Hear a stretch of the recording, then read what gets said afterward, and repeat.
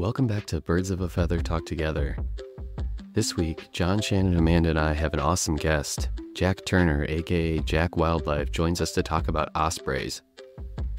Jack lives near the Chesapeake Bay, home to the most osprey in the world. If you aren't familiar with Jack Wildlife, he's kind of a renaissance man. He runs a popular birding meme account. You've most likely seen his work there. But he's also an accomplished wildlife photographer, tour guide, and environmental scientist. He's also hilarious, super knowledgeable about osprey, and was a blast to talk to. In addition to osprey, we also talked about his trip to Austin to see the endangered golden-cheeked warbler. And also we pitch a few meme ideas to him. I think you're gonna like this one. So without further ado, grab your binoculars, or maybe just your camera, and let's get into it.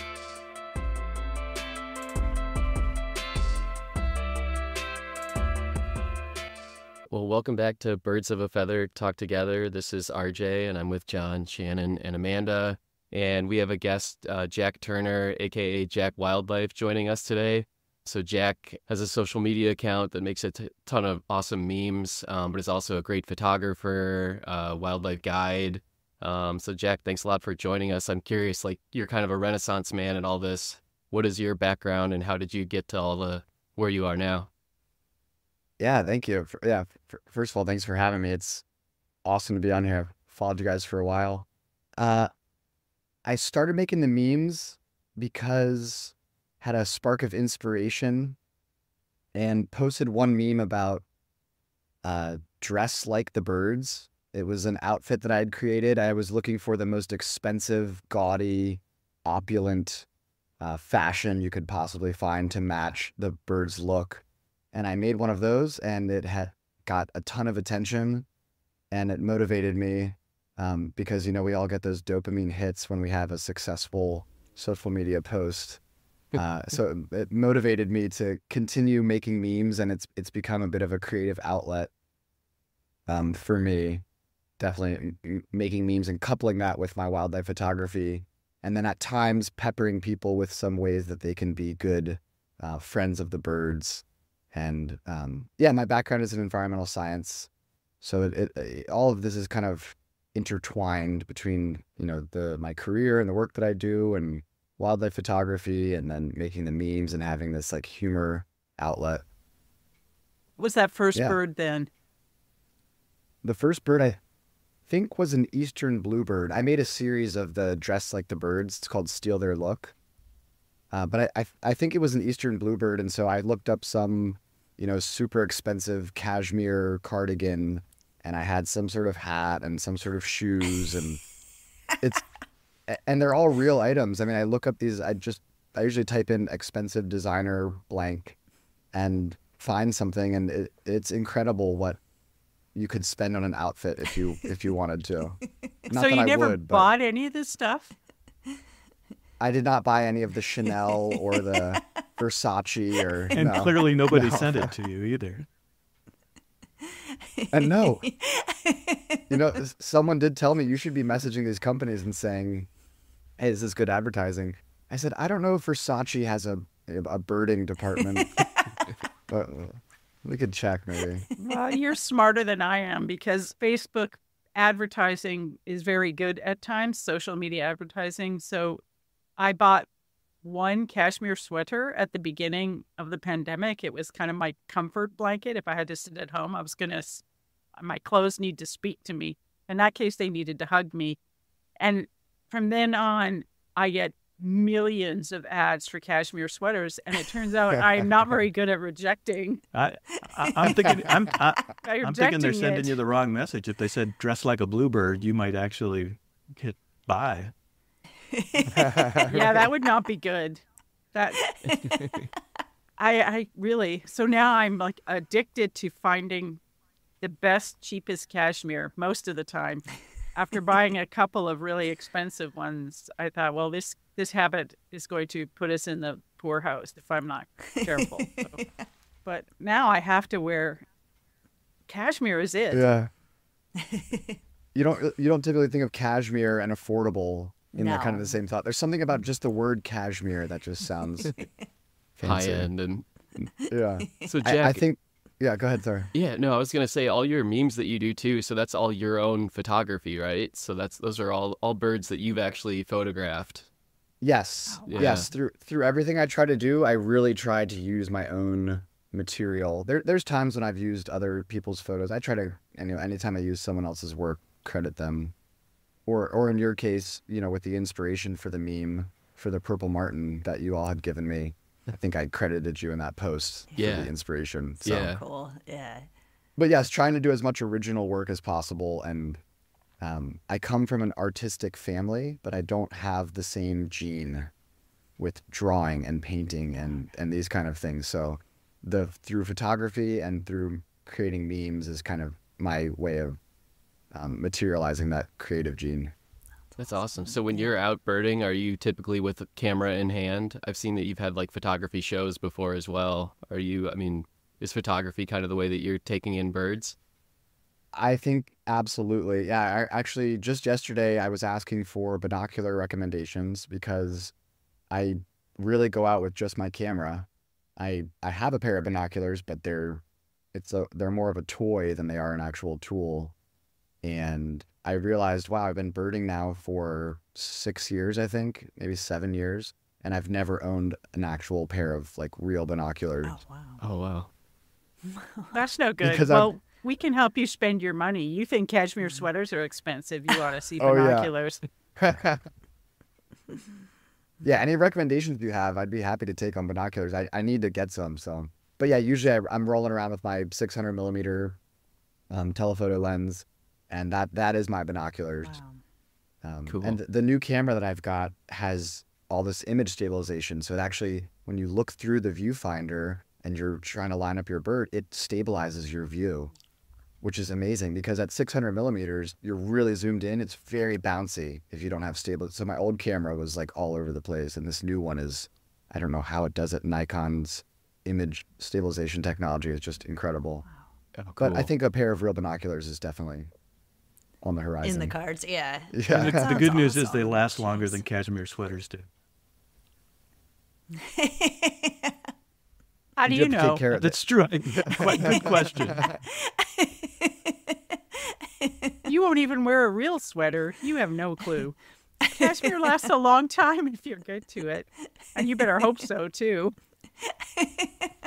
And so, Jack, can you tell us, you're out on the East Coast then? I'm in Maryland. Yep. Maryland? Okay.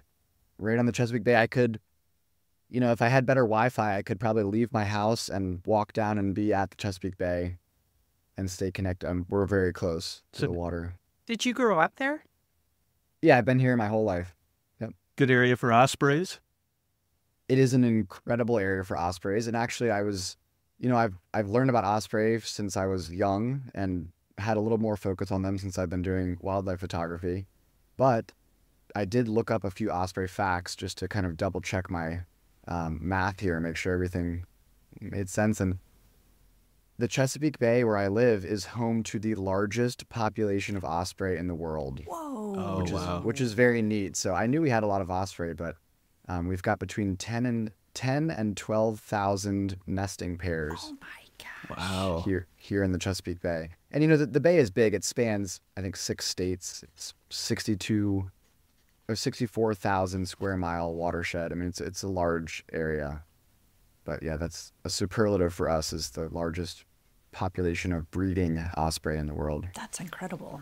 Jeez. Do you feel like you've seen like more of them in recent years since they've kind of made a little bit, because they've made a comeback recently since all of the DDT regulations, right, John? Since the 70s when Yeah. DDT was banned, the populations, they didn't disappear in ospreys along the East Coast, but they were definitely reduced by about 90%.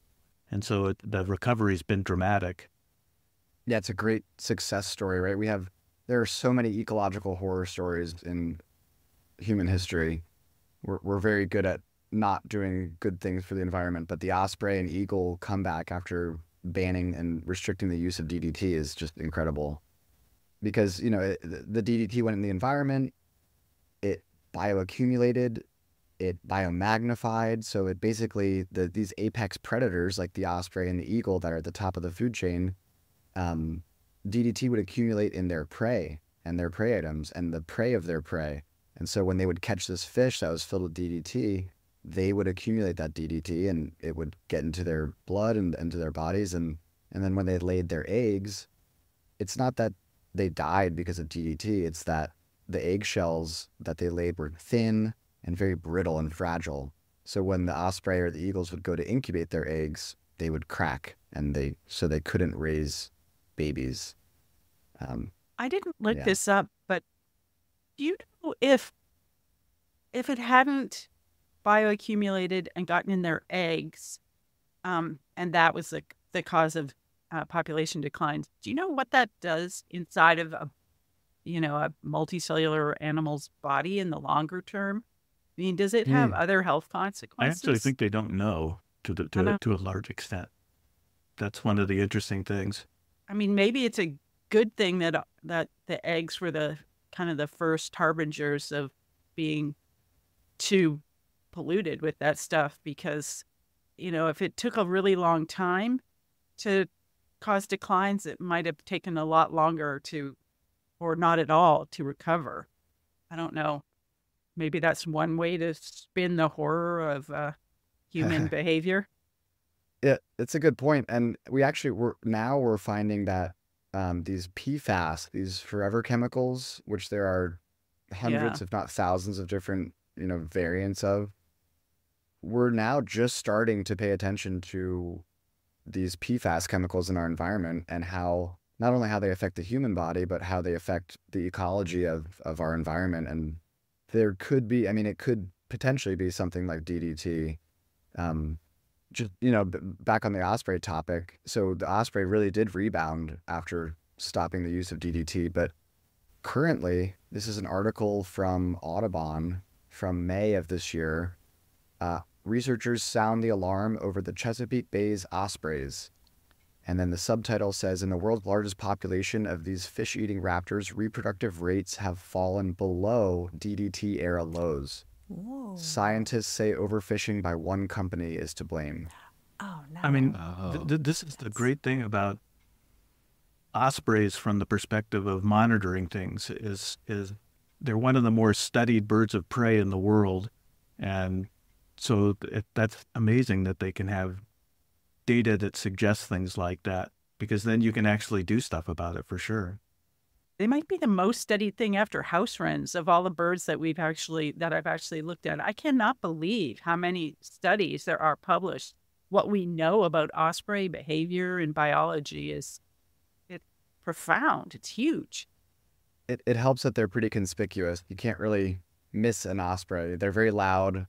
They're pretty large, and they're always near the water where there's not a lot of cover. So they're like, I can see why they're one of the most studied birds, because they're pretty easy to find, and when they're on their nest, they kind of stay there. It's easy you can get pretty close to them. So how often, Jack, are the nests that you see in your area not on platforms that have been put out for them to use? Yeah, that's a good question, right? So the osprey, they need to build a nest. They like to build a nest in a tree, usually sometimes a dead tree overhanging the water.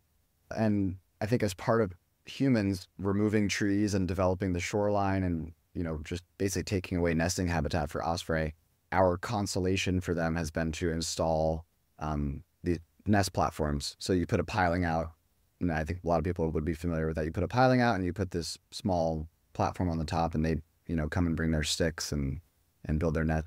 And the osprey, they'll return every year to the same nest, which I think is fascinating. They migrate. So they'll come to the Chesapeake Bay around March, and they leave in September. And when they leave, they go to Central and South America. So, they might be in Costa Rica or Colombia, South America. And the male and female, they're a monogamous species. So the male and female will get together and stay together for life. And they're here in the Chesapeake Bay. They're here for the summer together the whole year. But as soon as they migrate, they split up. They do not migrate together. So the husband and wife, as it were, take their winter vacations by themselves, and then they meet back up. They fly, 2,000, 3,000 miles down south, and then they meet up back here in the Chesapeake Bay in March, almost the same exact day, in the same exact place. They come to the same nest year after year. Unless their nest gets destroyed, They'll try to find a new nest, but they come to the same exact, I don't know how they can find That's the amazing. exact spot. It's not like they come to the Chesapeake Bay. They come to, the head of this creek that they've been coming to for, 20 years or however long they've been returning to the bay. It's really fascinating. That's amazing. Jeez. Yeah, some of that is stuff we don't know very much about scientifically, exactly how they home and exactly why is it so important for some species to go back to that exact same spot and how do they find it?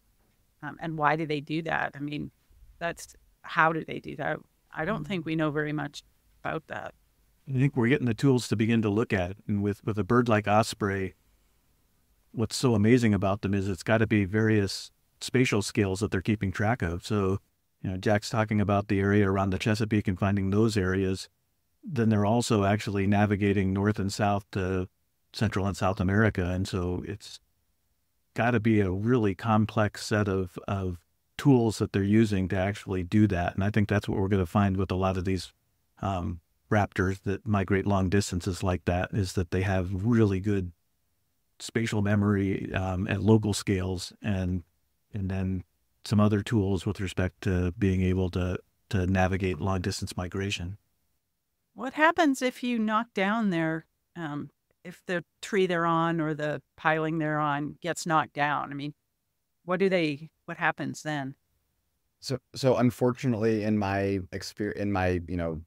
time here watching the Osprey, I have seen a dead snag where the Osprey had built a massive nest. They keep adding to their nest year after year. The Osprey had a huge nest in this dead tree by the water, and we had a derecho, which is like a very intense storm burst. And this derecho took down this tree, and I saw the tree. I came to the park the week after, and I saw this tree laying in the water, and I said, "Oh no!" And I hadn't seen the Osprey, but from what I understand, they'll just find another nesting site nearby. It's maybe a downgrade for them, but they had the waterfront condo. Now they might have to slum it for a little bit, but I think they just find another place nearby. Yeah, and that's impressive too, because like you said, the nest can get incredibly bulky, and so when you're watching not ospreys, I don't know of many other species where I feel like they carry bigger pieces of sticks to build their nests. When you see them flying around with them, it's like, man, what are they thinking? It's hilarious watching them too, because they're monogamous, so the male and female will help to build the nest a little bit together. And this spring I was watching a pair that I have down at the park near me, and the male flies in and he's carrying a stick and he sets it down and he puts it where he wants it, and the female's at the nest kind of arranging things, and she turns around and she says, "Honey, I don't want that stick there," and she picks it up and she puts it where she wants it. And then he looks and he says, "You know what? It's got bad chi. I don't like the feng shui." And he grabs it and moves it, and they're kind of like, then they start bickering with each other, saying, "I want the stick here. I think it lets in more natural light." And it's just so funny watching them discuss how they wanted to arrange their nest. That's awesome. But yeah, they do build some big nests. I don't know if they're the second largest nest builder, but the largest nest is the bald eagle that we have here in the area, and their nests can weigh, I think, like 2,000 pounds, and they can be, I don't know, 10 feet across sometimes. They're just these massive masses of sticks. And what's interesting is that, they'll use mostly sticks in their nest, but as they get up closer to where they actually sit, they start collecting some finer materials. So you'll get, grasses and mosses or leaves and, a little bit to kind of line the nest, because you don't want to be sitting on these like large sticks all the time. You need a little softer landing pad there, which I think is really interesting watching, the nesting material that they use, and it's pretty fascinating. And they don't use anything to weave it together, right? Like there's no spider webs, or it's just a bunch of massive sticks just placed on top of each other. But clearly they have some order. Yeah, what's the game where you have all the sticks? It's like, I guess it's maybe Jenga. pickup sticks. Oh, pickup sticks? Yeah, or Yeah. Jenga. Yeah.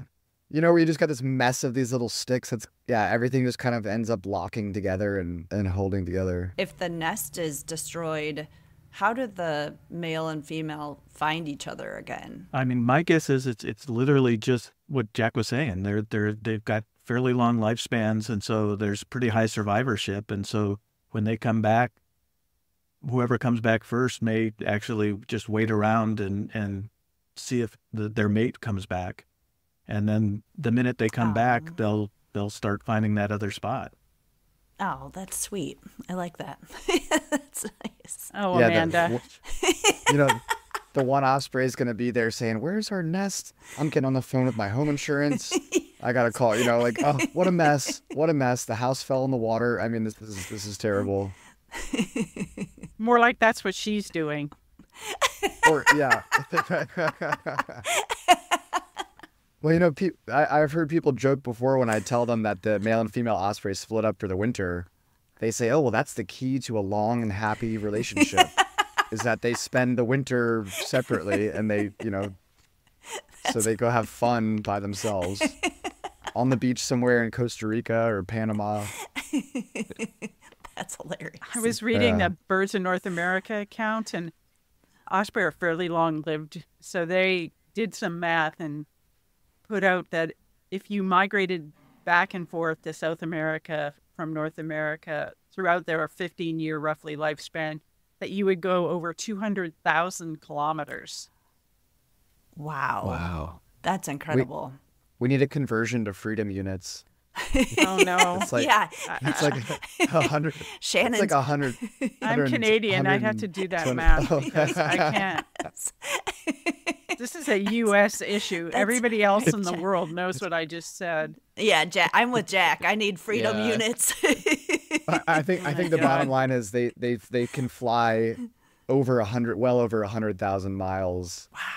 Migrating in their lives. I mean, that's just unbelievable. And talking about the science behind it, or the tools that they have to migrate, I've heard it proposed as magnetic, having to do with the Earth's magnetic field, but I'm not sure if that's actually been proven or been able to be disproven. I'm not sure either way, but yeah, the fact that they have this programming somehow that they can hone in over thousands of miles on one pinpoint. I mean, I need Google Maps to go. I've lived here for 34 years. I need Google Maps sometimes to go like just outside of town where I've like, I don't know, I got to plug it in. I'm not sure. And meanwhile, they can fly, 2,000 miles each way every year without any sort of the other aspect of this, and support. people can look this up, is because they're large, you can put transmitters on them that are solar charged, and so they've got these live maps basically that keep track of migrating ospreys. And so people can go check that out if they want to see some of that, which is really fascinating because, like Jack said, I mean, they're probably using the magnetic field to navigate across, they occur regularly in Bermuda, and those may be birds from Canada that are taking off across the Atlantic and flying over the Atlantic all the way to South America with a couple of, with a stop in Bermuda, for instance. And so, how they do that is, again, something that people are still looking at, but it's almost certainly got a magnetic aspect to it.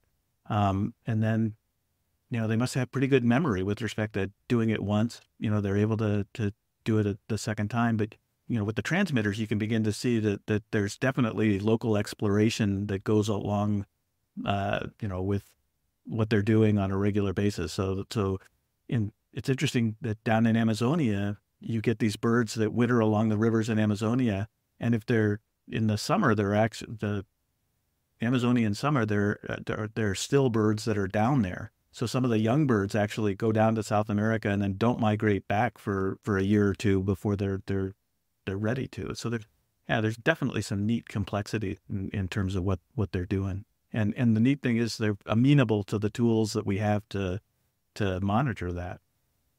They wear their little backpacks. It's called, they got these little backpack transmitters with a little radio antenna, and I think it just pings different radio towers. So every once in a while you pick up a new ping and you can triangulate. And I love looking at those maps of how things move around. And it's part of what really drew me to environmental science, not necessarily birds specifically, but discovering what's going on around us that's happening whether we pay attention or not, and trying to make sense of the natural world around us and how these systems are all working together. And that's one of the things that really got me into working in the environment. And I just love that there's so much more to learn. Like we're talking about here, we don't really know exactly how osprey or any birds exactly how they migrate. We don't understand completely the science behind that. There's theories and we're obviously very smart people studying it, but I love the fact it's like always a new horizon, always something else to learn, to discover. It makes it exciting and it feels fresh, and that I like that a lot. Yeah, and then coming back to the Chesapeake, there's what they're doing locally when they're on their during the breeding season. How do they figure out where they go fish and provide for their young, and that's an interesting aspect of their biology too. I'm fascinated by weird things about them, like that they're the only member of a very old group of birds. So their closest living relatives are the rest of the accipiters, so all the other hawks. And they're by themselves in that, which is interesting to me about how that happens. So if you separate from your other lineages, tens of millions of years ago, why are you the only one? With a few named subspecies, why are you the only one? What happened? Was there extinction? Why didn't they speciate way more frequently over the course of 25 million years when clearly what they're related to did? There are a lot of accipiters. And then the thing that's outside of them is secretary bird. Again, something that there's only one of. So what happened? Why does it do that? I don't know. We need a clade. Is it a cladogram? Yeah, so that's what the cladogram looks like, is that you have all the accipiters, and then the next group outside of that in the tree of life is Osprey. And then when you back out another node on the tree of life, that is secretary bird, which is another super weird, long-legged, strange looking bird. So I just, I always Sorry, wonder secretary bird. You're not weird. You're cool. You're cool, secretary bird. I agree, true. though. A secretary bird is like, is that an African species? It's about 3 feet tall or so, and they run around in the savannas of Africa catching snakes and lizards. But what I was going to say about ospreys is like peregrine falcons, they have incredibly global distribution. So they're breeding ospreys in Australia and all across Asia, or actually all across the western part of Asia and the eastern part of Europe, or western part of Europe. They're also breeding down in the deserts of the Gulf of California.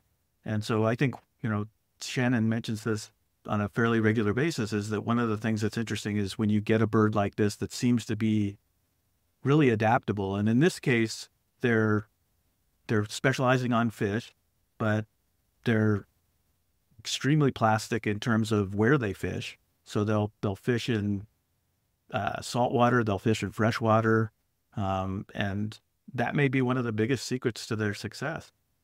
Well, they also need live fish, though, which is different from, say, bald eagles and other things like that will eat fish, but they'll scavenge them or eat dead ones. And osprey don't do that. And they actually fish really differently. They go feet first into the water. And that is to watch the videos of that is amazing. Going in, and sometimes the fish they pull up must weigh a significant part of their own body weight, maybe even half of their own body weight. They're picking up in these slimy, slippery fish, and they have a lot of adaptation for that. They in their shoulder, the way their shoulder joint works to put them in the water like that. But they also have, if you come and look at their specimens, we should take a picture of their feet. They have specialized scales on their feet to hold on to something slippery. If you've ever bathed a child, sometimes you wish you had hands like that to kind of, because they're so incredibly slippery when they're wet. And so you better have some adaptation if you want to actually eat. Yeah, you don't see ospreys dropping fish very much. In other words, once they get them, they hang on. But they fight each other for fish they have in the air. Oh, wow. And eagles will harass them too, and other birds will harass them if they have a fish, because it's much easier, I think, to try to steal someone else's fish than to get your own. From an energy perspective, lower risk. Yeah, but the osprey. I mean, you're right. They've got these specialized pads on their talons, on their feet, and not only that, but, their talon, like if you hold your hand up in front of you, it's not quite as big as my hand, but their talons are almost as big as my fingers, and they're curved. So they, when they grab on, they really lock in, and it's incredible. I mean, mentioning how they dive feet first, as opposed to something like a kingfisher, which is another fish-eating bird, but it dives head first. And, a lot of the other birds I think we're familiar with that eat fish, like herons, obviously don't use their feet to catch their fish. They're using their beak. But yeah, the osprey, they can hover in one place too, which is really fascinating to watch. So they'll fly at times 100 feet over the water, and they'll just be cruising back and forth using little energy, not really flapping their wings too much. Once they find a school of fish or one fish in particular that looks delicious, they will start to hone in on it. And I believe there's something special about their eyes that helps them to actually see, almost like polarized. They can see better into the water, an adaptation that they have. And then they kind of hover in place and they triangulate the location of the fish, and they predict where it's going to go. And then once they're ready, they suck their wings in against their body and they drop out of the sky. And I think they can reach speeds of around 80 miles an hour when they're dropping. And then just before they hit the water, like you said, stick the legs out right in front of them and just crash. I mean, it makes a big splash. They just crash into the water and do their best to grab this fish. I think they're 1 in 4 flights, or 1 in 4 dives are successful for catching a fish. And no, I was going to say, go ahead. Amanda and RJ, have you guys been on the East Coast? And you guys were in Florida recently, right? You saw them in Florida. Were they nesting yet? They were, yeah. We saw one that had like some chicks on a nest, and then we'd see them like hunting as well a lot. So there was one time when we were on that like kayaking trip where we saw one get a fish out of the water, and then we actually saw it, like it was moving the fish in its feet, like passing it from like its left to its right. And so we could actually see it like manipulating its grip on the fish with its talons, which was really, really cool. So cool. Yeah. Yeah. And I remember when we were just like in town at Anna Maria Island, we saw like a osprey on top of a telephone pole, and it was so amazing to me because the fish was fully alive, like it was and I was like, oh gosh, so squirming. Yeah, really squirming, really trying to get free, from the top of a telephone pole. But I thought, oh my gosh, it's amazing. That's probably a memory you'll keep, right? Because Yes. It's the first time since you've started watching birds that you've really paid attention to osprey. And Yes. I have that thing with osprey too, and I do not know why, because obviously I've seen them for a long time. But for me, we go with friends of ours. We have almost every year for a long time to the Jersey Shore where one of these friends' families lived. And for me, that's what osprey is. It is a sign that I have crossed over from the mainland to the Jersey Shore. And I don't think of Snooky and all those weird things to the Jersey Shore. That's not, we don't go there, right? We're going to Avalon, so it's a family-oriented beach community. But for me, that's what osprey is. You see osprey as soon as you start going over the causeway. There are osprey everywhere. And so for me, it's like this signification of salt air, a completely different habitat, and the fact that I'm going to go to the beach for however long. Even though obviously I've seen them around here too, but they do not invoke the same thing. They're not like vacation birds here, but they are there. So I did my master's degree on the Gulf of California in this desert right along the coast, and the best thing about the evenings was ospreys would come in to roost on the cardone cacti along the coast. And so you'd hear them call, and you'd see these just bat-like shapes. The way they hold their wings is really distinctive. And then, they'll often call, and then they would just come in and right at dusk, get onto the cardone cacti to spend the night. And so, I think it's a really iconic bird in a lot of ways for just areas along water all the way across the world, which is why people recognize them so much. I was reading up on just to make sure I had some fun factoids to bring, and we were talking about the osprey on the telephone pole with a fish. That's like, according to the literature, it's 99% of their diet is fish, which really made me wonder, what is this other 1%? I don't really know. I've never seen an osprey eat anything else other than a fish, so I'm not really sure what the 1% is. We need to find a good osprey, So I can tell you a little bit, because with all the ornithologists out there, they're going to watch ospreys too, and they've seen them catch things like small alligators. So it's not common. It's crazy. But at the same time, they will do occasionally. That 1% can be weird stuff. But as Shannon was saying earlier, apparently it's always live, so they won't go after dead stuff. But when we do Fresh. stomach analysis, Classy. we do really gross things with birds, which includes cutting open the stomachs of dead birds to see what's inside. And so that's often where you find unexpected things. So yeah, you might find a bunch of fish bones, but you might find a small mammal bone or, I guess alligator bones. That's a brave osprey to go after an alligator. Even a Yeah. tiny alligator seems pretty fierce to me. Seriously. Unrelated to osprey, but I was we were in Charleston, South Carolina a few months ago. We went to the Center for Birds of Prey there. And I actually, in their gift shop, they have owl pellets you can purchase. It's like an owl pellet dissection kit. So I actually paid money for an owl's throw up. and I plan to make a date night out of it with my partner. We're going to dissect these owl pellets together and see what's in them, which I just think is hilarious, that we're going to do some investigative research into what kind of critters this owl is eating. Do they know that that's your date night plan?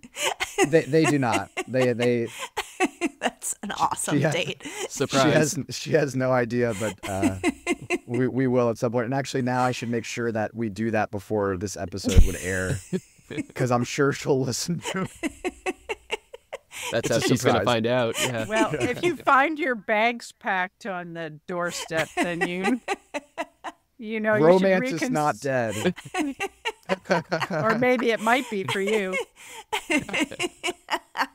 Oh God, let's hope not.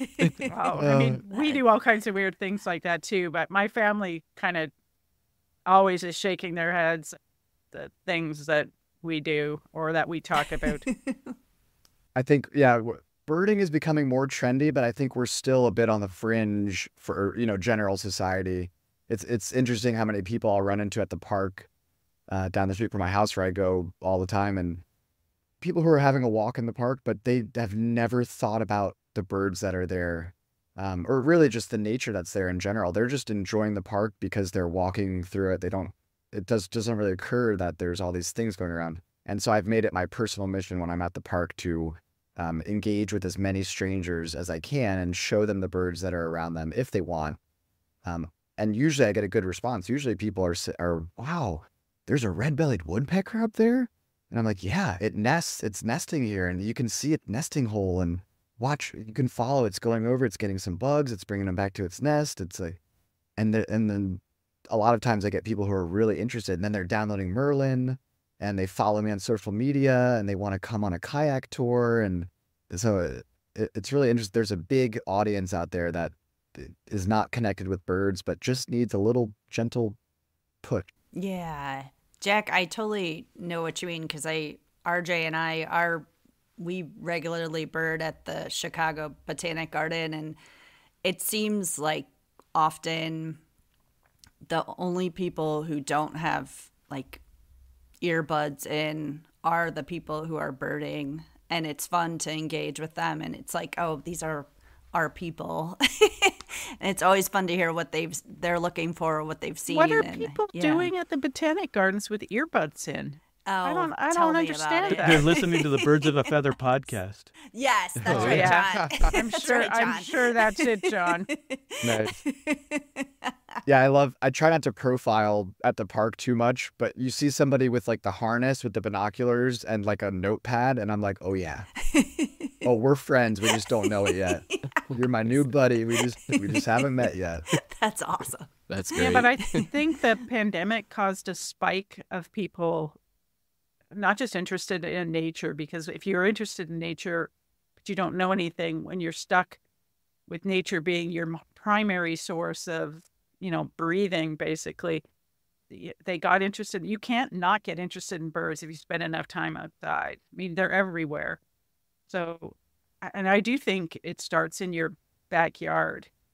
You can't, if you teach someone to pay attention, they'll realize that there are a lot of birds, even in urban areas. There are lots of birds on the beach. There are lots of birds walking to the grocery store. There are birds in the parking lot.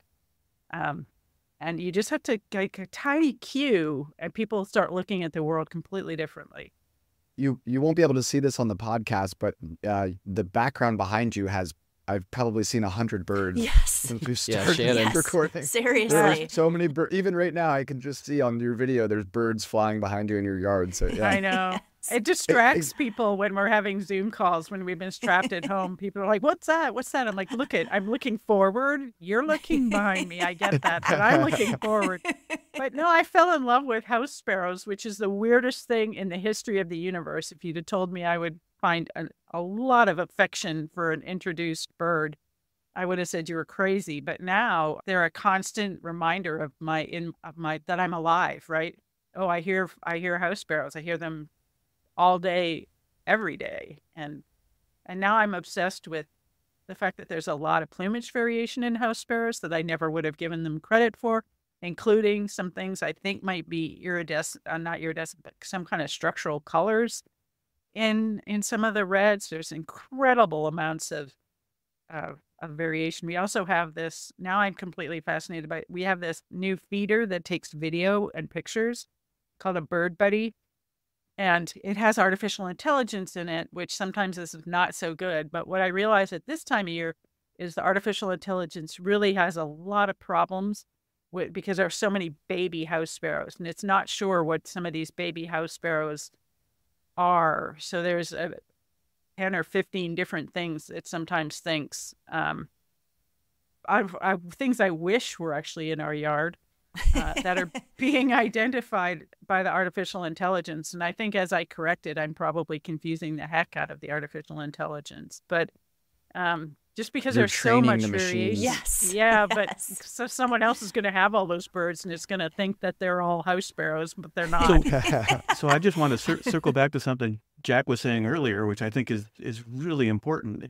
He was talking about going around with his camera as opposed to his binoculars.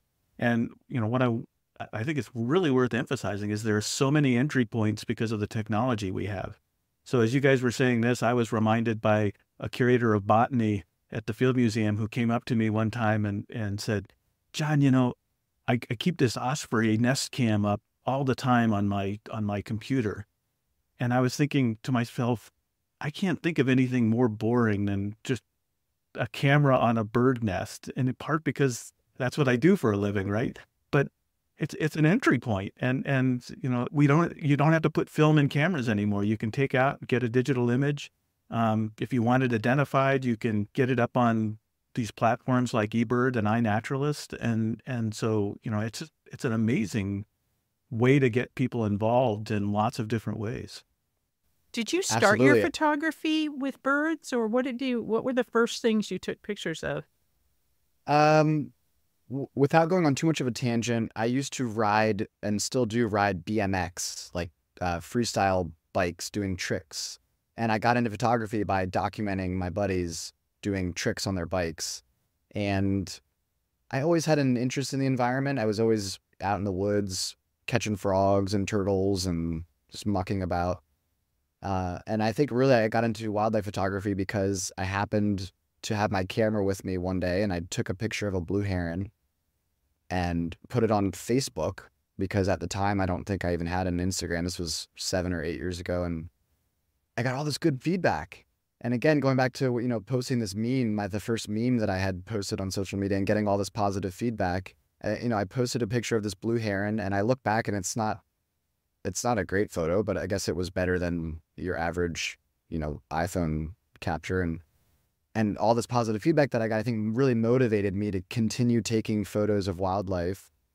And I think that's kind of evolved into trying to create this role where, like we're talking about these entry points, if I'm doing a good job in what I'm trying to do, I am serving as an entry point between the general public who has never paid attention to birds and wildlife and the environment, and just trying to plant these seeds of, I want to grow and cultivate little environmental stewards across, as far as my reach can go, and trying to be a good communicator and things like the bird cam. Actually got my first sponsored thing was with this bird camera company called Peckperk, and they sent me their smart bird camera. And same thing, it's actually still so exciting. I thought it would be very novel, and after a week I wouldn't care, but it alerts me on my phone, look, 3 minutes ago from Peckperk, and you can go and you can see what bird was just at the feeder, and it's so fun. I absolutely love it. And for the average person, like, for instance, my colleague, he was just texting me this last week and saying, oh, I really want to get my wife one of these bird cameras. And he just texted me today a picture of her this morning holding it. She got her new bird camera and she's getting into birding. And so I love that there's so many entry points, like you say, with digital photography. You can get a camera for pretty inexpensive. I mean, my camera is a little bit nicer, but you can get into the photography game for cheap. Some of these binocular recommendations I've been getting are $150. So it's really not too expensive to get into it. Merlin and eBird are both free. So trying to encourage those entry points and be a good communicator and get people excited about birds and the environment. It's only going to be, I think, a positive, net positive. I think that's what we hope this podcast does too, is with plain language, get people to know that you can go outside. You don't have to be an expert. I did not grow up. I was not an expert. I knew nothing about birds until I knew nothing. I knew there were birds. I knew there were ducks, hawk. Obviously, I knew there were bald eagles because there are more Canadian bald eagles than American bald eagles. Sorry, Americans. But Shannon, I'll bet pretty early on you knew there were ospreys out there. I don't know that I did, John. I just wanted to be outside, and I didn't know the things you could do. I'd have nobody in my life I was just weird, right? I was kind of outside of the way normal people were in my community. I was not normal at all. I've never been normal in that way. People have always looked at me like there's something just off with the interests that I had. But, but there's a series of chance events that led me to birds. I was getting a degree in biology because I was going to be a medical doctor because that's the only career counseling I got. And girls in my community did not go away to school. Most of them got married really early and had kids really early. That kind of what the community was like. But then there was me, and I went into biology without ever speaking a word to a professor the entire time I was an undergraduate. I didn't know anything about independent research. I couldn't have been me growing up because I didn't know I existed. I had no idea there was a career. I'd never been to a museum before. And then I got a job, a summer job from the British Columbia government, working at the museum in Victoria after taking a course on the natural history of vertebrates of British Columbia, where people went bird watching, right? And that's the first time I'd ever went bird watching. I didn't know. And then I met all these people who got paid to watch birds, which that was not a thing for me growing up. I didn't know there was a single person in the entire universe who did that and got paid, so it's like these chance things. You never know what it is that's going to spark people. So I got this job where I got to computerize and catalog the bird collection in the museum in Victoria. And what was a mental illness for me, the desire to have everything tidy and organized and all the beaks all lined up perfectly in a row, all of a sudden that was an advantage. There was a place where that was a good thing, not just something that people thought was weird. And that turned into a career. I had a mentor finally who said, you're wasted going to medical school. You need to go to graduate school. And he taught me what that meant. And then a few months later, I was in an unair-conditioned car by myself driving to Louisiana, taking a chance on myself. So you just never know where the next person who sees one of your memes, whether they're an artist or whatever, you don't know where that next thing is going to be. RJ and Amanda are here because of a chance event of interacting with John at an event that we always do to join people together and teach people about the collections. You just never know. You just have to pay attention to your life, and see where it goes. Put, yeah. Yeah, that's awesome. Yeah. The best you can do is just to put good out there, try to get people excited about things that you're excited about, and it'll all come around. And I'm seeing a lot of that now, the fruits of this labor for me personally, between the different events that I do and the tours that I lead. And, I think RJ mentioned I've done some photography exhibits and having openings and people come and, just connecting with new people and maintaining old connections. It's just, it's great to be able to look back and say, wow, this year I've interacted with, 250 people about birds, and 150 of them had never thought about birds before. And maybe some of them are now birding and they've got bird feeders at their house and they're using Merlin and they're donating to the American Bird Conservancy. And so, yeah, it's like the butterfly effect. We're just making little small changes that hopefully pan out into something I believe, bigger. I actually, even though I'm not usually a glass half full person, I firmly believe that that's true. That if you get people outside, you can transform their health. If they breathe air, even if it's crappy air in an urban environment, that is good for people, like physically good. It's better for their health. Their blood pressure lowers, their heart rate lowers, their stress hormone go down.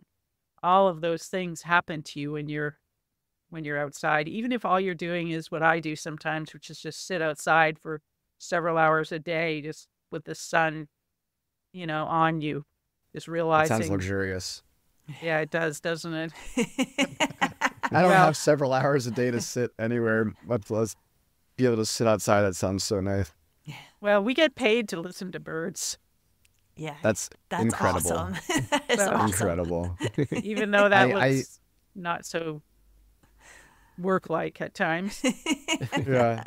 I as an environmental scientist, I'm out in the field quite a lot, and it's really almost never to do with birds specifically. There's maybe once in my career that I've been asked to do something specifically for birds, but they can't stop me from birding while I'm out in the field ever. So I'm always birding, and I actually have on eBird, I have private lists for all of our different project sites. And when I go there, I pull up our list and I look at the life list. I just checked one of the life lists for one of our sites now I've recorded over 100 species at one of our sites, which, it's nothing groundbreaking or some kind of, but for me, it was a personal milestone to say, wow, at this one restoration project site we have, it's an old farm that was forested wetlands before we came, 200 years ago, and it was drained and cut and harvested and tilled and farmed for 200 years. And in 2019, it got reconverted back to a forested wetland system.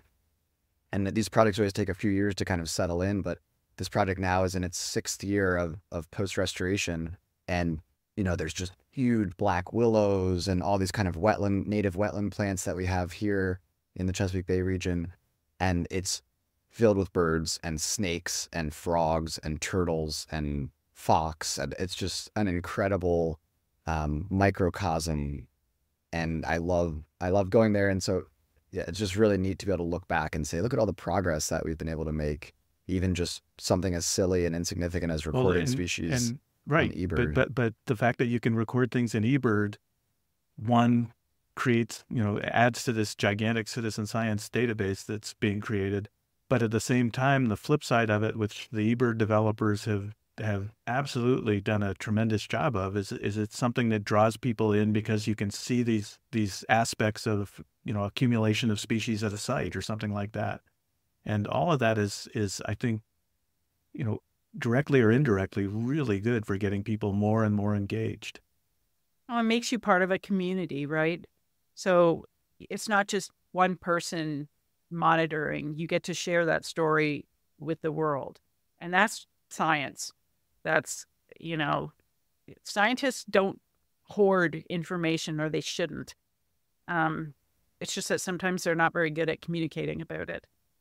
Yeah, I think birding is having a moment too. I would argue that birding is kind of in vogue right now, and it's almost cool to bird and to pay attention and to have your binoculars and go out to the park. Almost.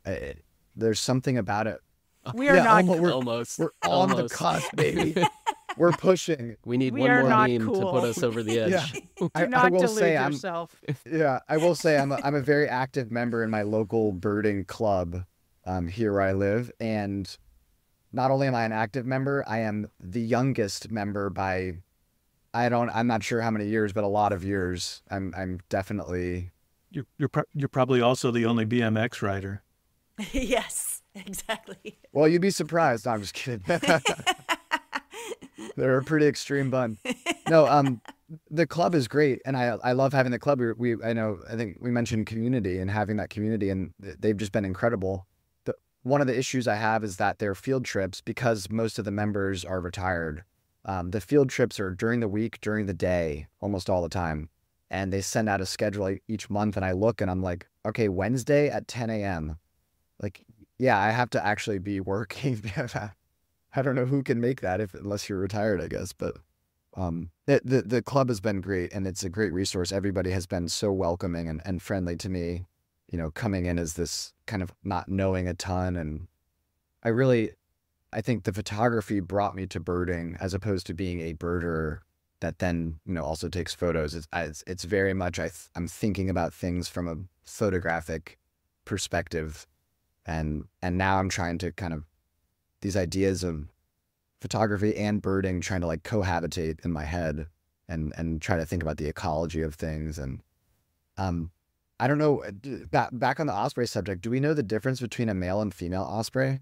Because I think they are sexually dimorphic, but they're very similar. They're not like one's red and one's brown. In Accipitridae in general, females are bigger than males, and that's true in ospreys, but they're not a lot bigger. And so, one of the crazy things about ospreys is you see the male and the female together all the time on those nest platforms.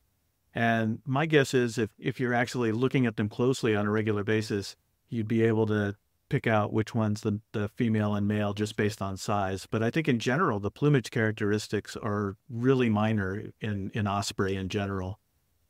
Doesn't the female, or at least what's been pretty true for me, for osprey here at least, is that the female tends to have, the males have kind of this brilliant white chest, and the females tend to have a bit of a necklace of brown. And I've always heard that the female necklace, and I don't know how that holds true. What I would tell you is if we, and the way to do this, to look at this, to be honest with you, would be to pull out a bunch of museum specimens and line them up that have been sexed. And we've done this on occasion with various raptor species. And the one that was most memorable to me is snowy owl, where the females are white and the males the males are white and the females are more heavily spotted. I think I got that right. God, my mind is going. But if you line them up, what you see is there's a big gray area in the middle. And so it'd be interesting to do that with ospreys and just see how much overlap there would be. But I think even in size, I think there's a little bit of overlap in how big some males can be versus how small some females can be.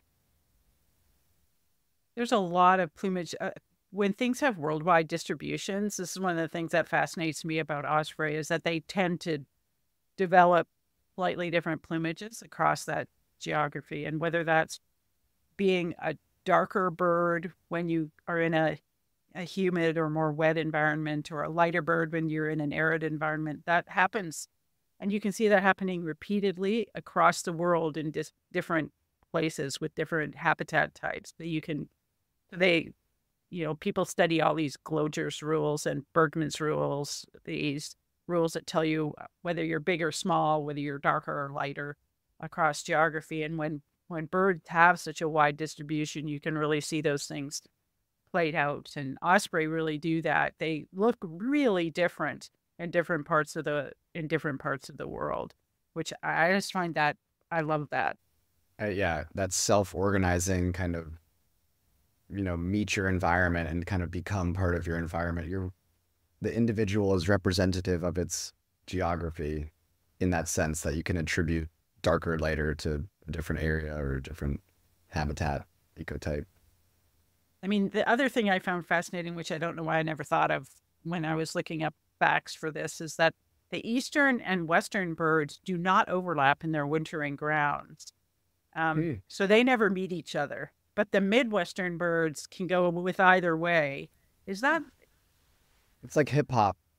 You got East Coast, West Coast. They're like, we don't mix. I think osprey is a really interesting bird in this respect because they've actually expanded so extensively within areas. So, for instance, along the Mississippi River, you can see them all the way across, like in the upper Missouri River, all the way into Yellowstone and all the way to the Rockies. And so I wonder if that leads to those migratory divides to kind of somewhat break down or at least blend together a little bit as eastern ospreys populations sort of expand up the Mississippi River Valley. Those are all really interesting questions with respect to what you can do with monitoring movements and things.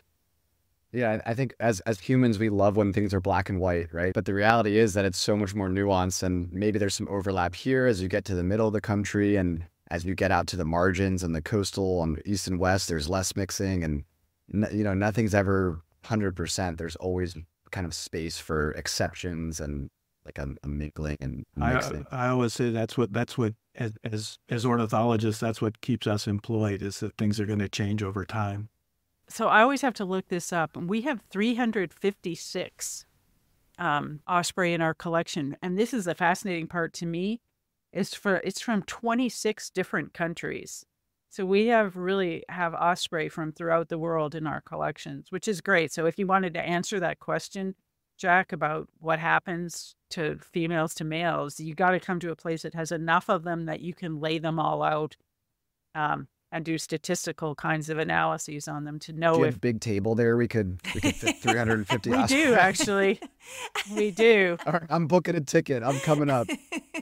We actually laid out for an exhibition we had. We have 10,000, over 10,000, probably 12,000 to 15,000 at this point, white-throated sparrows. And we actually took them all out of the collection for this specimens exhibition we had, and we laid them out along the counter. And that picture, to this day, that picture just blows my mind. Jeez. I know you went to see like the golden-cheeked warbler recently, if you wanted to talk about that at all. Otherwise, we have a couple meme ideas we wanted to pitch to you. We could jump into that. Heck yeah. Yeah, so my partner she's a birder, but not by trade. She is like a casual birder. So whenever we travel, it's never to go birding when we travel. But we did go to see, in April, we went to see the total solar eclipse, which had the path of totality along, the kind of the center of the country. And so we flew into Austin, and I see anytime we travel as an opportunity to bird and to find new birds to add to my life list. And it's just a fun thing to do. You can, like Shannon was saying, you can bird anywhere. So no matter where we go, I always have there's a park nearby or there's somewhere to go birding. And so flying into Austin was no different, because in central Texas, and hill country is what they call it, is the breeding populations of the golden-cheeked warbler. And from what I understand, and I haven't studied golden-cheeked warblers by any means, but they only breed in central Texas. And because of the amount of development from ranches and housing and all of our development activities, it's really destroyed and taken away removed a lot of their habitat for the golden-cheeked warbler. And they need this, I think it's like a grubby cedar kind of tree. They use the bark from the cedar in their nests, and something about a very specific type of ecology they need for their nesting and breeding habitat. And so they become an endangered species. And in central Texas, they're very protected. And so we went, and of course I jump onto eBird and I punch in golden-cheeked warbler. It sometimes feels like cheating, you go on eBird and you look up what birds have been seen near you recently. It's like, I should just go out and find it myself. But I punched in golden-cheeked warbler, and I had a couple hits within 10, 15 miles of us. And so we jumped in the car and drove over to this park, and walked along for a while, and then I realized I had no idea what the golden-cheeked warbler sounded like. So I pulled it up on YouTube, or I'm sorry, I pulled it up on eBird and played the call just so I could hear it.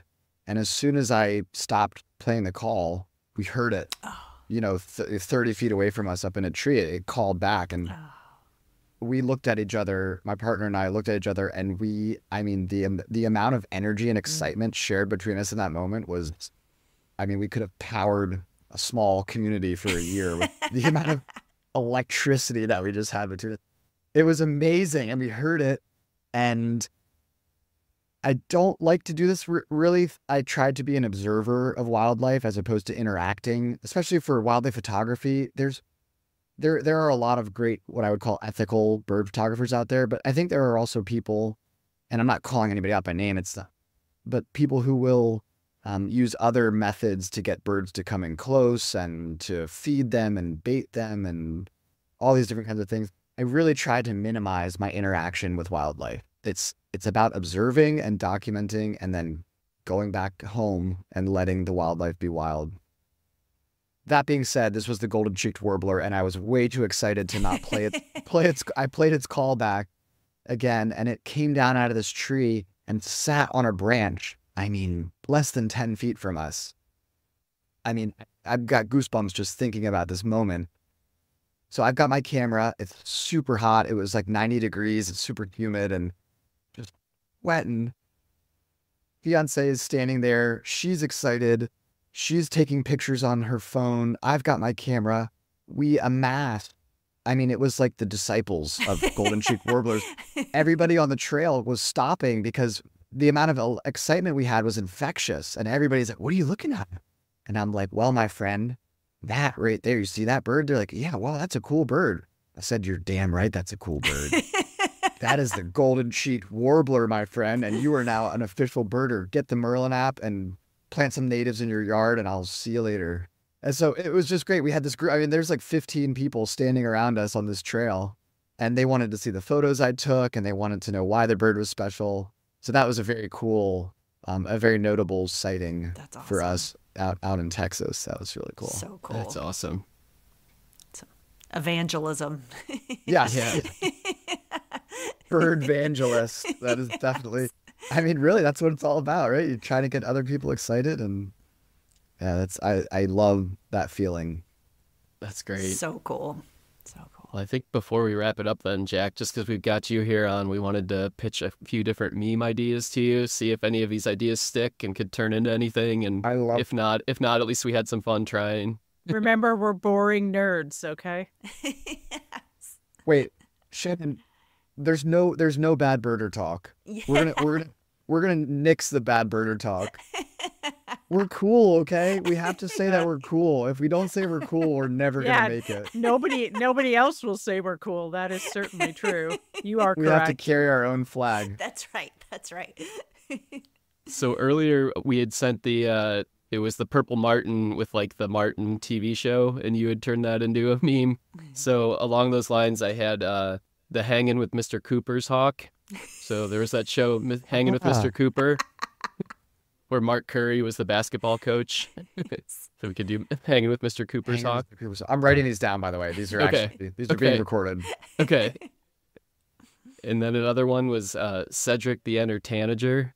And it could be my God. a tanager with like a fedora. Oh my God. Okay, RJ, you're creative. Yes. I had way too much fun with this. Oh my gosh, I love it. Certainly did. Me and Amanda will be walking around, and I'm just like, "Oh, I got another." He's thinking of ideas for Jack. Yeah. RJ, I will credit you. The tanager idea is great. We're just in the Blue Ridge Mountains, which is a region in Virginia. Last weekend was down there, and we got a scarlet tanager they're very vocal, and again, they're also not really... tanagers, but that's for another day. Oh, Shannon. Oh, well, tanager by name. Yeah. Yes.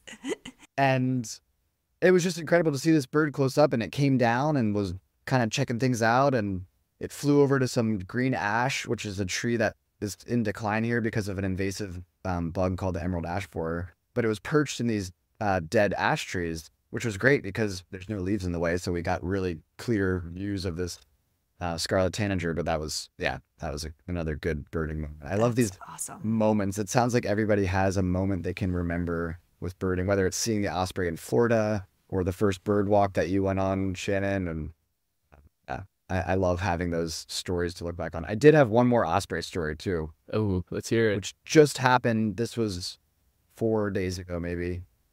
Get a message from someone who follows me on social media that I've not met before, but they live in Annapolis.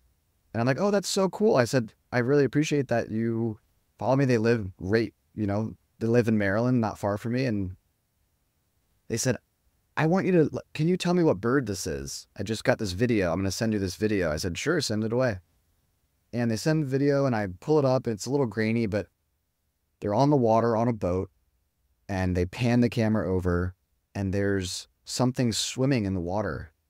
And it was a little grainy at first. And I said, oh, it's an osprey. But it's swimming. It's not, usually they crash into the water and then they use their wings and get themselves airborne again and take off to their perch to eat the fish. This one was quite literally doing a breaststroke through the water, and it was close to shore. And this video was maybe 30 seconds long. And as it swims, I realized the camera pans and it's going to shore, and the osprey gets on shore. And I'm thinking at first, maybe it's got a fishing line wrapped around its feet and it can't take off, or it's got its wings hurt or something. It gets to shore. It's got the biggest fish I've seen. It couldn't take off because the fish was too heavy. So it gets to shore and it's got this, just massive. The fish was as big as the osprey. It looked like it, the body size at least. It was just incredible. And the osprey just decided, I've got this fish. This is like the juiciest sashimi. This nigiri from the sushi restaurant, so fresh. But it was too much for it to take off with, so it just swam to shore where it then, but I told this person, I said, okay, sir, that is an osprey and you're on a boat. You should really know, like, osprey, this is like basic stuff. So I told him, I said, that's an osprey. And I would really encourage you to learn like osprey, cormorant, any birds that are around you, because I want you to be a birder. But anyway, that was really cool. So this cool. Couldn't take off, just this huge fish. That's awesome. I've never heard of that osprey doing that. That's super cool that he caught that So video. RJ, did you have one last meme? Yeah. I do. Or I do. 5? And actually, I've got two more. And John, one is especially for you as well. So first I'm going to do, so this is What About Bobolink? So it's like What About Bob, but a bobolink. It could be like a bobolink with OCD and like a pet goldfish. Yes. And then the last one, John, this is especially for you.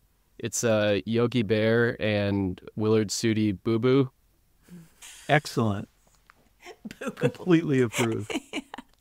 So it's like Yogi and Boo Boo with picnic baskets. That one might be a harder connection to make for people. Okay, I had to reach on one of them. I feel like we started off with like hanging with Mr. Cooper's hawk. That one's very like tight, concise. As we went on, we're getting into more abstract. Yeah. We're getting into like the abstractism, the pointillism of memes. We're kind of going into Monet's later years. Yeah, right. Really getting. We just need one to work. Right. So One, yeah. Well, we've got 4, and if we're as good as an osprey, one of the 4, that's about how often they catch a fish. Awesome. There we go. If we get one of 4 here, I think we'll be doing well. Yes. Awesome. Osprey success. Yeah. Well, Jack, this has been so much fun. Yeah. Thank you so much for coming on. Yeah. It's been great. This was awesome. Yeah. Thank you. So nice to make new connections, and hopefully we'll get some more people excited about not only osprey, but just birds in general. And Totally. Yeah. really appreciate the that's opportunity, goal. guys. Yeah, thank you so much. What you do, the whole meme thing, Jack, is something I think that would entice girls to potentially get into nature things. Most young birding clubs are full of boys, and that's almost everybody's experience. Any girl's experience is that you need to get girls when they're really young interested in science, because birding is a very solo event for most people, and boys can kind of do that, but girls are way more social, and so they don't see themselves reflected in bird watching clubs. And it just dawned on me when you were talking about your process and your own personal history, that something like that could be a way to get girls to go into nature more, to give them more creative and different kinds of outlets to get involved. Interesting. And if that happened in elementary school, that could make a really big difference. It has to happen before middle school or high school, I think. Anyway, in the formative years. To respond to that, I've actually got two quick things. Last week on Wednesday, I did a presentation and short bird walk with a group of kids. They were 7 to 13 years old, boys and girls. And I had a short presentation where we did a lot of bird superlatives. I talked about the biggest bird in the Chesapeake Bay, the smallest bird, told them about what birds eat and why birds are important. So kind of getting them excited. And I was so impressed. This group of kids, 7-year-old, 8-year-old kids are telling me about their favorite birds, why the owl is their favorite bird, and how many birds they have in their yard, and how they help their mom fill up the hummingbird feeder. Wow. And it was just really interesting. And I absolutely agree with you.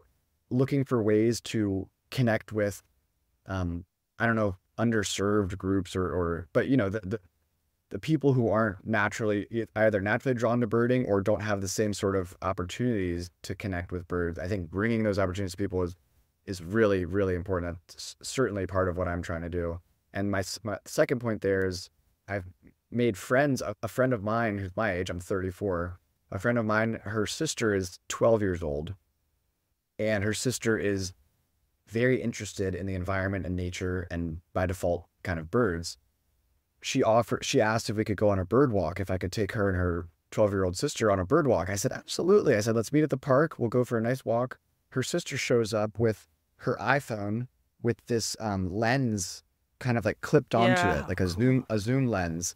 And she's trying to take photos, and she was semi-successful, but it's a phone with the zoom lens like almost glued onto it. And we had a great time, and she was really interested in birds and very engaged and intuitive and thoughtful. And so I went out into my circle and I said, I want to get her a camera. She needs a real camera. It doesn't have to be a professional camera, but she needs a camera to take photos with. And I was able to source from someone I know a bridge camera, which is, you can't change the lenses, but it zooms in, I think like 50 times optical zoom. It's really good for beginning birding photography. And so I found a bridge camera that someone didn't use, and I explained to them what I was trying to do to encourage this young girl to continue to bird and get into photography and support her. And they said, oh, well, I was going to sell it, but I'd love to just, I'll just give you the camera and you can give it to her. So I coordinated with her parents to make sure that was okay to give her this camera. And we organized another bird walk at the park, and it was a surprise for her. Oh. And I'm almost going to get emotional talking about it, because it was just such a cool moment to be able to gift her this camera. And we took a walk through the park and showed her how to use it, and showed her how to transfer the photos onto her phone. And all of a sudden she's got eastern bluebird, indigo bunting, red-eyed vireo. She's got these photos on her phone that she just took with this camera, and you can just see the connections she's making happening. And I've talked to her parents a little bit since then, and they say she just takes the camera everywhere, and she's getting more bird feeders set up in their yard so she can take more photos. And so that's just one example, but I absolutely couldn't agree more. It scales. She'll interact with every person she meets differently from that. And that is the way we're going to save the environment. It's that. It's not going to be people telling people what they have to do, because that never works. Anybody who is either was or has a kid knows you can't tell them what to do. It doesn't work. I hate being told what to do. But if you show people things and they get part of a network, they feel like they're part of a network, then there's something at stake for them, whether it's might not be their own personal environment, but the world becomes part of their network. And you want to save things that are part of your network. You want to honor things part of your network. And that scales. Network connections scale. So you're not giving a talk to 5,000 people at a commencement or anything like that. You're making a single, simple connection that then all those people connections are influenced by. So it scales. So what you did changed the world. Even though it seems tiny, it's not tiny. It's the we mentioned the butterfly effect. Maybe we can call it the Osprey effect. Oh, From now on, that's our new one. It's the Osprey There's effect. got to be a We're meme in there. Changing the world. Yeah. yeah. I'm writing that down.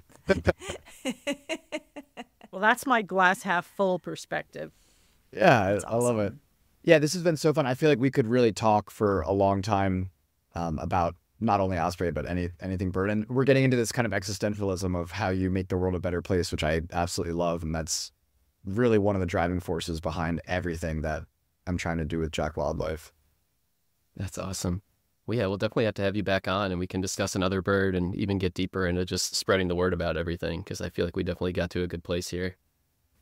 RJ, thank you so much. I really appreciate the opportunity. John, Shannon, Amanda, this has been wonderful. Yeah. Go Team Osprey. Yeah. Thank you. This was a lot of fun. Thanks so much, Jack. Yeah. I feel like we made a new friend, so that's a good thing. Yeah. Me too. Yeah, and just, I don't know if I said this yet, but, my Instagram is @Jack_wildlife. I've got a website where I try to post. I'm getting together my mailing list, which is my new thing, because I meet so many people and I've been so bad at getting people into my network. People might follow me on social media, but I need to have a newsletter that lets people know when the wildlife tours are, how to book a private guided tour with me, any presentations or, photography exhibits coming up. So trying to improve the communication is definitely a 2024 goal. Nice. Awesome. Thank you so much. Yeah. Yeah, thank you. so We're much. going to, Jack, we'll post this a week from tomorrow. So you've got a week to Have that have your date. partner look at the owl pellets. Yeah, I want to I hear love about it. that date the next time we meet. I love Yeah. it. What? It's going to be fun. I've got it. It's right here. It's hiding. I tucked it away in my drawer so she wouldn't find it. Ooh. Right here. It's the, Oh, the there we owl go. pellet from the Center for Birds of Oh my Prey. Yeah. gosh. Ready That's to go. awesome. What food and drink are you serving for this date? That's a great question. We'll have to figure that one out. And I Bird's think nest soup. it pairs I was gonna say- well with the red. I think I'm pretty sure there's a Cooper's Hawk winery. there is. There's the Oh, Cooper's Hawk restaurant. That's, I don't know. There's one somewhere not too far away. There you go. Cooper's Hawk Nice. winery. there you Yeah. go. I'm not sure I'd go in there and dissect a pellet at the dinner table, though. You're talking to your bartender like, do you mind if I? Have you, Yeah. have you got a fork somewhere? Can you? Oh, it's amazing.